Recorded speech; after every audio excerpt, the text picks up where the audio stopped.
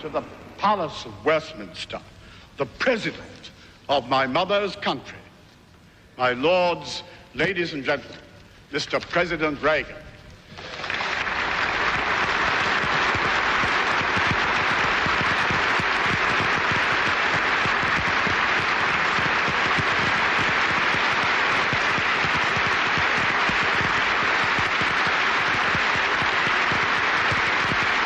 Thank you very much.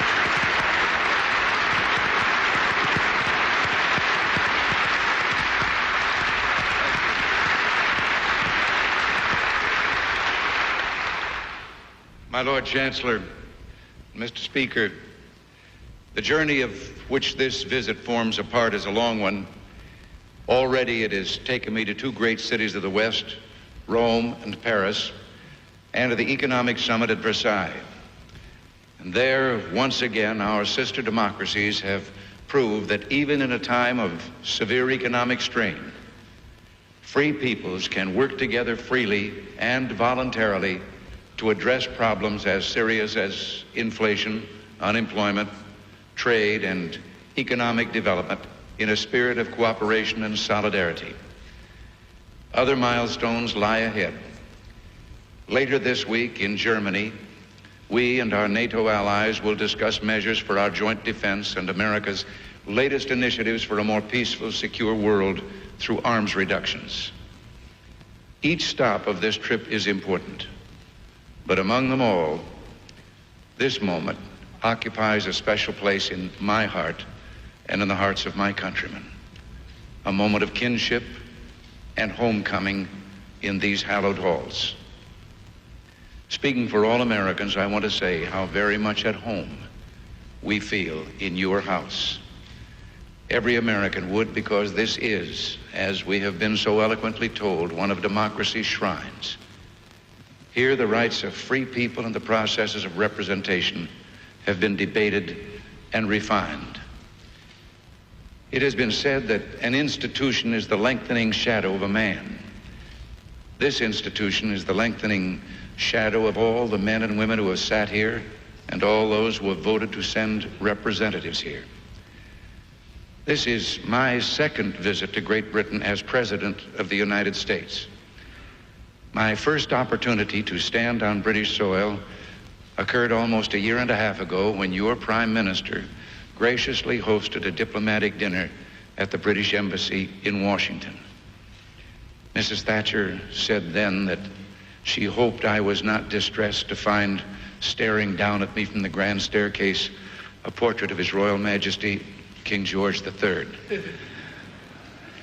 She suggested it was best to let bygones be bygones, and in view of our two countries' remarkable friendship in succeeding years, she added that most Englishmen today would agree with Thomas Jefferson that, quote, a little rebellion now and then is a very good thing, unquote. Well, from here, I will go on to Bonn and then Berlin, where there stands a grim symbol of power untamed. The Berlin Wall, that dreadful gray gash across the city, is in its third decade. It is the fitting signature of the regime that built it. And a few hundred kilometers behind the Berlin Wall, there is another symbol. In the center of Warsaw, there is a sign that notes the distances to two capitals. In one direction, it points toward Moscow. In the other, it points toward Brussels, headquarters of Western Europe's tangible unity. The marker says that the distances from Warsaw to Moscow and Warsaw to Brussels are equal. The sign makes this point. Poland is not east or west. Poland is at the center of European civilization. It has contributed mightily to that civilization. It is doing so today by being magnificently unreconciled to oppression. Poland's struggle to be Poland and to secure the basic rights we often take for granted demonstrates why we dare not take those rights for granted. Gladstone, defending the Reform Bill of 1866, declared, "You cannot fight against the future. Time is on our side." It was easier to believe in the march of democracy in Gladstone's day, in that high noon of Victorian optimism. We're approaching the end of a bloody century plagued by a terrible political invention, totalitarianism. Optimism comes less easily today, not because democracy is less vigorous, but because democracy's enemies have refined their instruments of repression. Yet optimism is in order, because day by day, democracy is proving itself to be a not at all fragile flower. From Stettin on the Baltic to Varna on the Black Sea, the regimes planted by totalitarianism have had more than 30 years to establish their legitimacy. But none, not one regime, has yet been able to risk free elections. Regimes planted by bayonets do not take root. The strength of the solidarity movement in Poland demonstrates the truth told in an underground joke in the Soviet Union. It is that the Soviet Union would remain a one-party nation even if an opposition party were permitted, because everyone would join the opposition party. America's time as a player on the stage of world history has been brief. I think understanding this fact has always made you patient with your younger cousins. Well, not always patient. I do recall that on one occasion, Sir Winston Churchill said in exasperation about one of our most distinguished diplomats, "He is the only case I know of a bull who carries his china shop with him."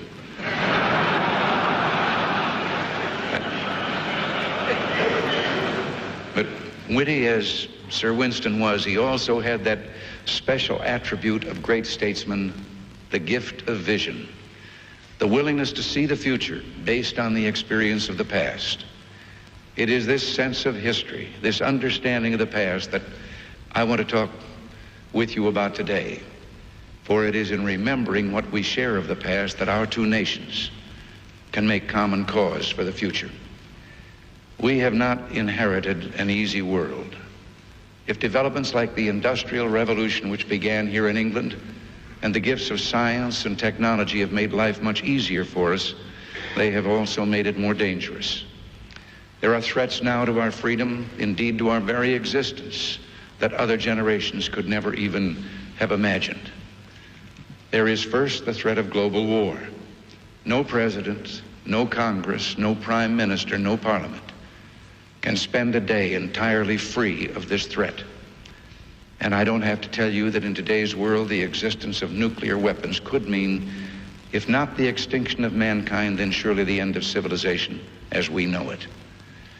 That's why negotiations on intermediate-range nuclear forces, now underway in Europe, and the START talks, Strategic Arms Reduction talks, which will begin later this month, are not just critical to American or Western policy, they are critical to mankind. Our commitment to early success in these negotiations is firm and unshakable, and our purpose is clear: reducing the risk of war by reducing the means of waging war on both sides. At the same time, there is a threat posed to human freedom by the enormous power of the modern state. History teaches the dangers of government that overreaches, political control taking precedence over free economic growth, secret police, mindless bureaucracy, all combining to stifle individual excellence and personal freedom. Now, I'm aware that among us here and throughout Europe, there is legitimate disagreement over the extent to which the public sector should play a role in a nation's economy and life. But on one point, all of us are united: our abhorrence of dictatorship in all its forms, but most particularly totalitarianism and the terrible inhumanities it has caused in our time. The Great Purge, Auschwitz, and Dachau, the Gulag, and Cambodia.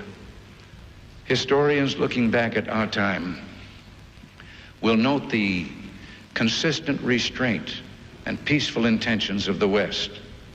They will note that it was the democracies who refused to use the threat of their nuclear monopoly in the 40s and early 50s for territorial or imperial gain.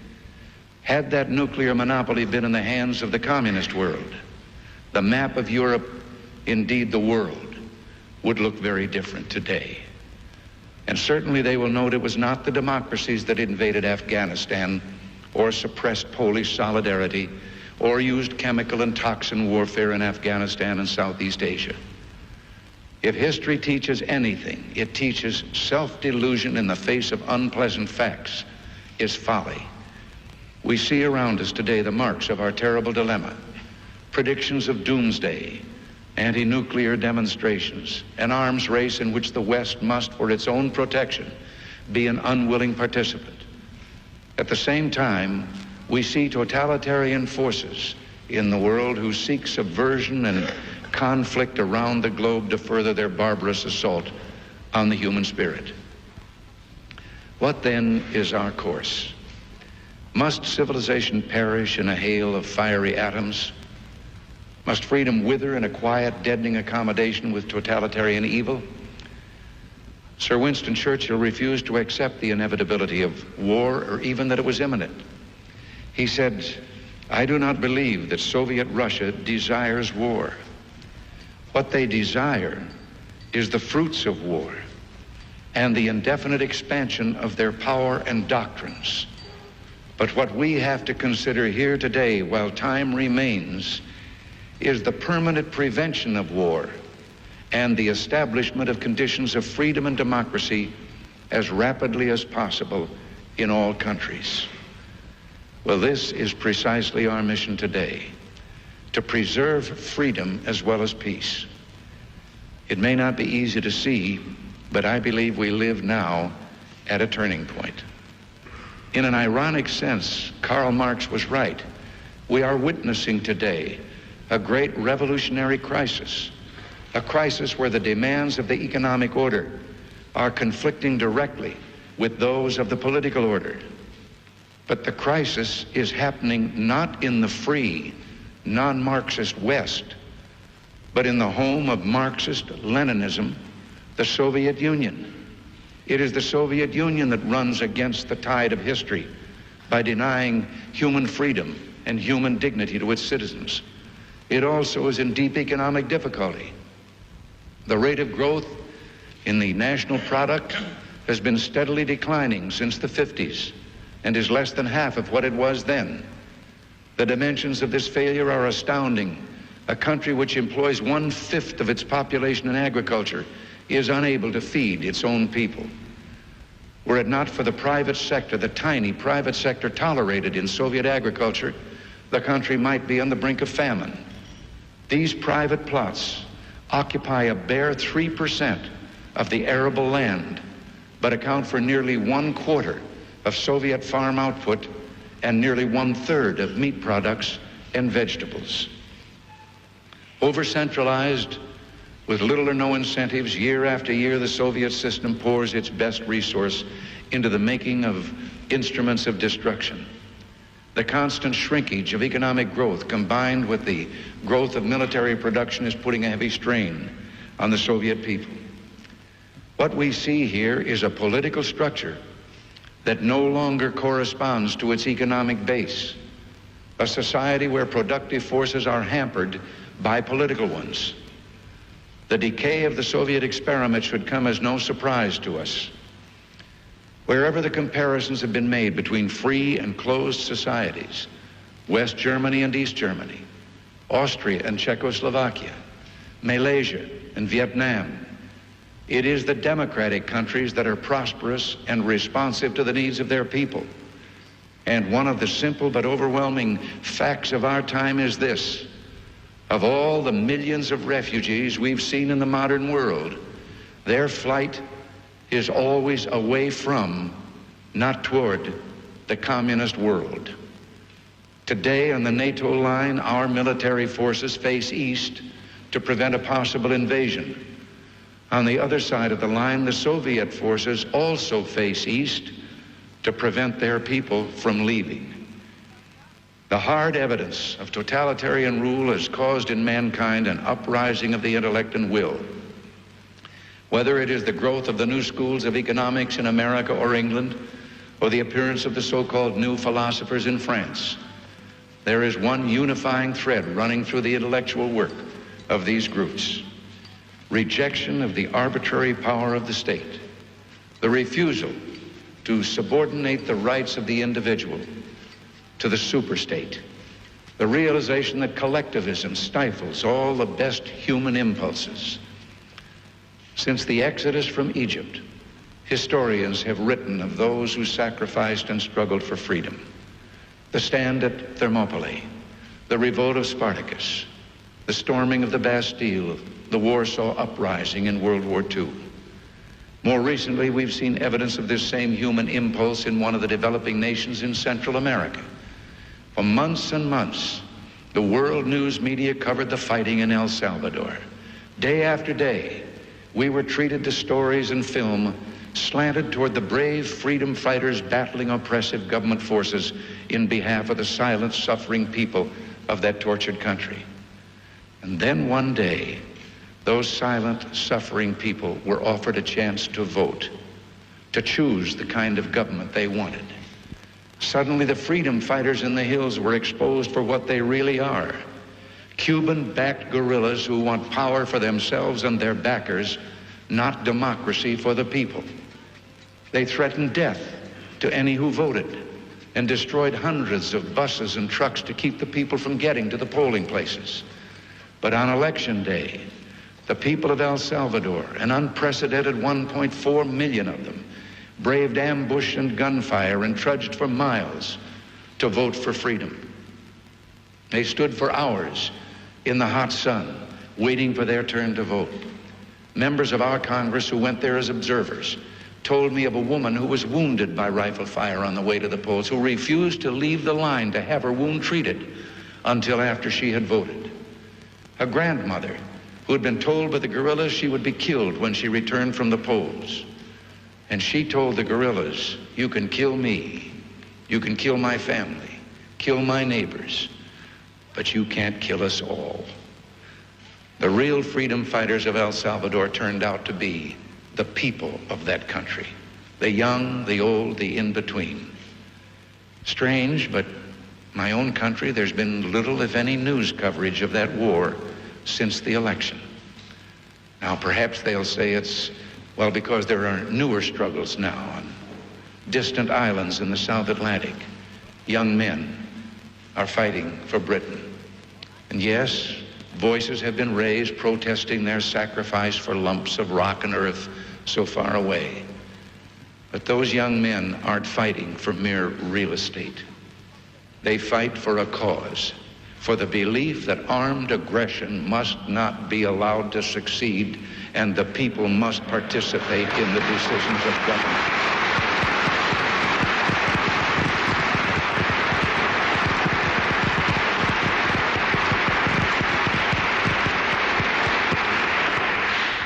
The decisions of government under the rule of law. If there had been firmer support for that principle some 45 years ago, perhaps our generation wouldn't have suffered the bloodletting of World War II.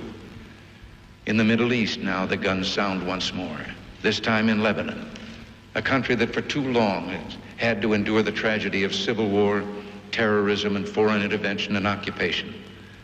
The fighting in Lebanon on the part of all parties must stop, and Israel should bring its forces home. But this is not enough. We must all work to stamp out the scourge of terrorism that in the Middle East makes war an ever-present threat. But beyond the trouble spots lies a deeper, more positive pattern. Around the world today, the democratic revolution is gathering new strength. In India, a critical test has been passed with the peaceful change of governing political parties. In Africa, Nigeria is moving into remarkable and unmistakable ways to build and strengthen its democratic institutions. In the Caribbean and Central America, 16 of 24 countries have freely elected governments. And in the United Nations, 8 of the 10 developing nations which have joined that body in the past 5 years are democracies. In the communist world as well, man's instinctive desire for freedom and self-determination surfaces again and again. To be sure, there are grim reminders of how brutally the police state attempts to snuff out this quest for self-rule. 1953 in East Germany, 1956 in Hungary, 1968 in Czechoslovakia, 1981 in Poland. But the struggle continues in Poland, and we know that there are even those who strive and suffer for freedom within the confines of the Soviet Union itself. How we conduct ourselves here in the Western democracies will determine whether this trend continues. No, democracy is not a fragile flower. Still, it needs cultivating. If the rest of this century is to witness the gradual growth of freedom and democratic ideals, we must take actions to assist the campaign for democracy. Some argue that we should encourage democratic change in right-wing dictatorships, but not in communist regimes. Well, to accept this preposterous notion, as some well-meaning people have, is to invite the argument that once countries achieve a nuclear capability, they should be allowed an undisturbed reign of terror over their own citizens. We reject this course. As for the Soviet view, Chairman Brezhnev repeatedly has stressed that the competition of ideas and systems must continue, and that this is entirely consistent with relaxation of tensions and peace. Well, we ask only that these systems begin by living up to their own constitutions, abiding by their own laws, and complying with the international obligations they have undertaken.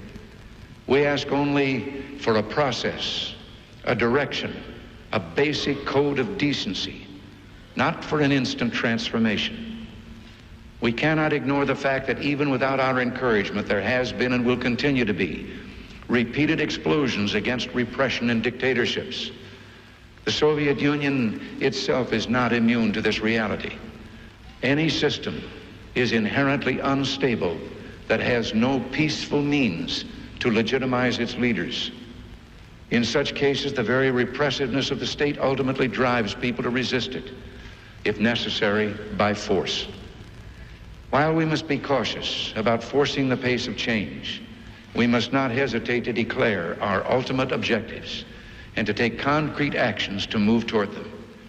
We must be staunch in our conviction that freedom is not the sole prerogative of a lucky few, but the inalienable and universal right of all human beings.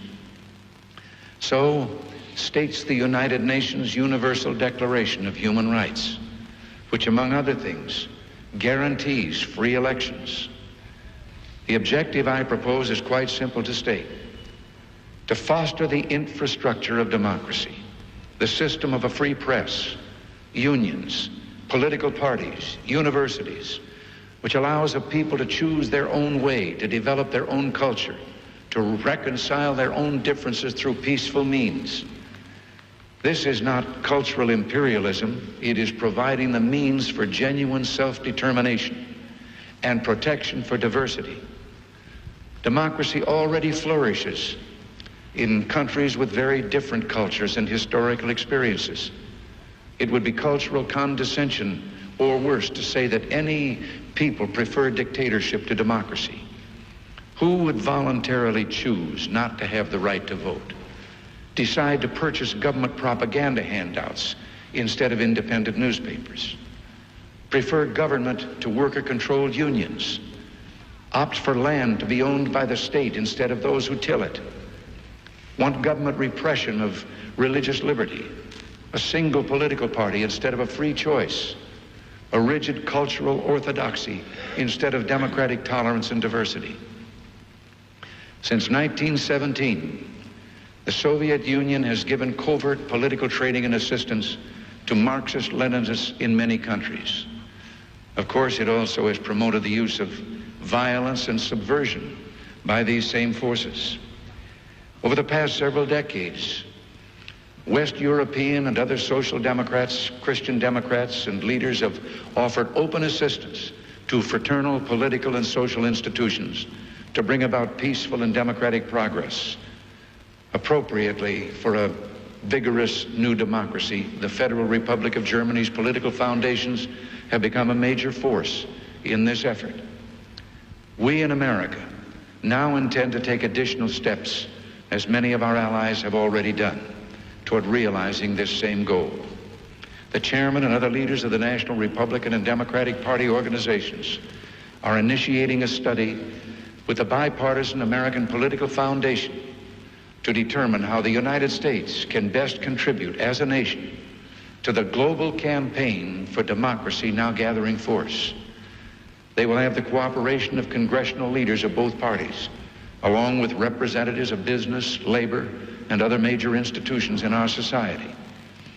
I look forward to receiving their recommendations and to working with these institutions and the Congress in the common task of strengthening democracy throughout the world. It is time that we committed ourselves as a nation in both the public and private sectors to assisting democratic development. We plan to consult with leaders of other nations as well. There is a proposal before the Council of Europe to invite parliamentarians from democratic countries to a meeting next year in Strasbourg. That prestigious gathering could consider ways to help democratic political movements. This November in Washington, there will take place an international meeting on free elections. And next spring, there will be a conference of world authorities on constitutionalism and self-government, hosted by the Chief Justice of the United States. Authorities from a number of developing and developed countries, judges, philosophers, and politicians with practical experience have agreed to explore how to turn principle into practice and further the rule of law. At the same time, we invite the Soviet Union to consider with us how the competition of ideas and values which it is committed to support can be conducted on a peaceful and reciprocal basis. For example, I am prepared to offer President Brezhnev an opportunity to speak to the American people on our television if he will allow me the same opportunity with the Soviet people.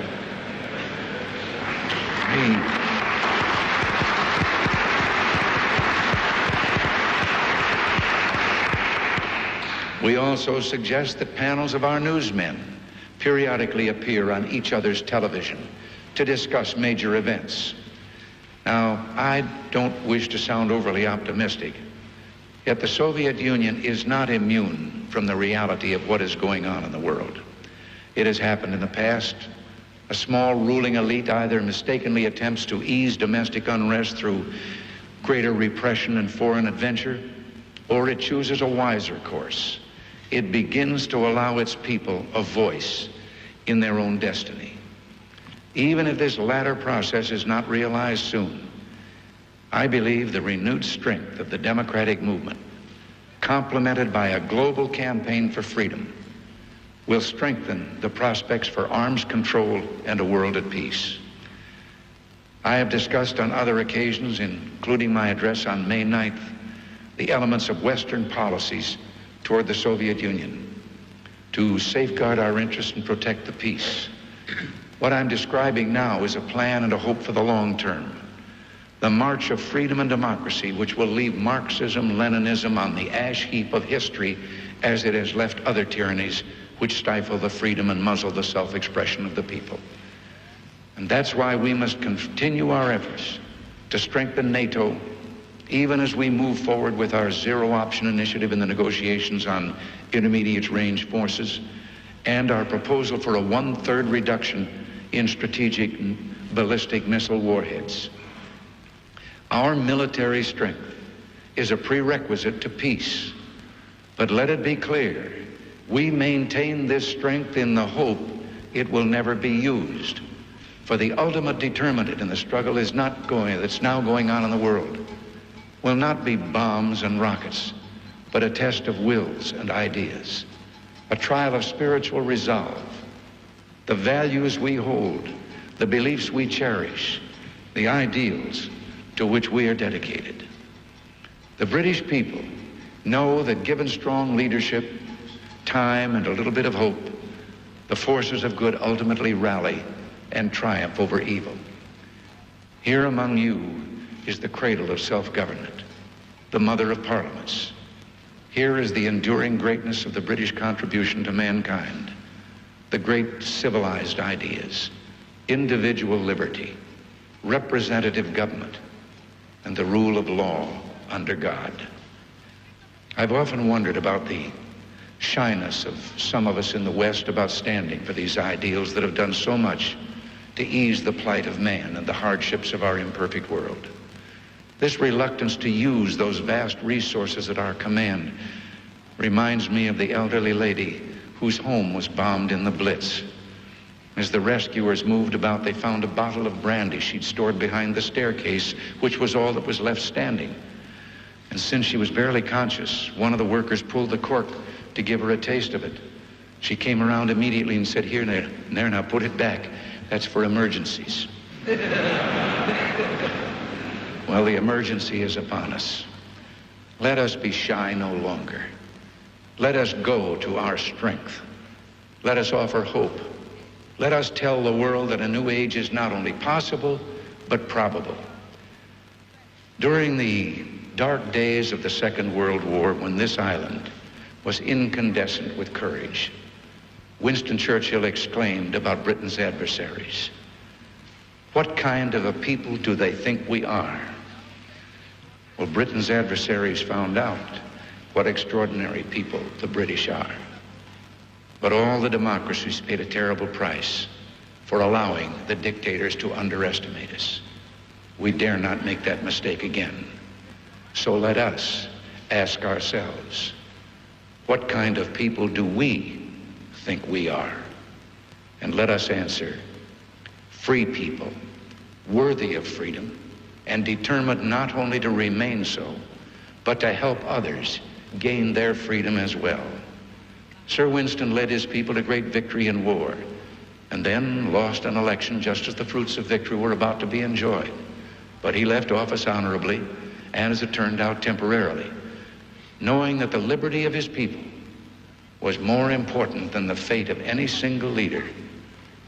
History recalls his greatness in ways no dictator will ever know. And he left us a message of hope for the future, as timely now as when he first uttered it as opposition leader in the Commons nearly 27 years ago.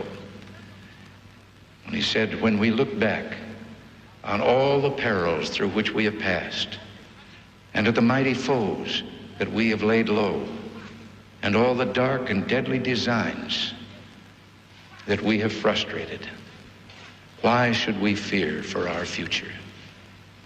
We have," he said, "come safely through the worst.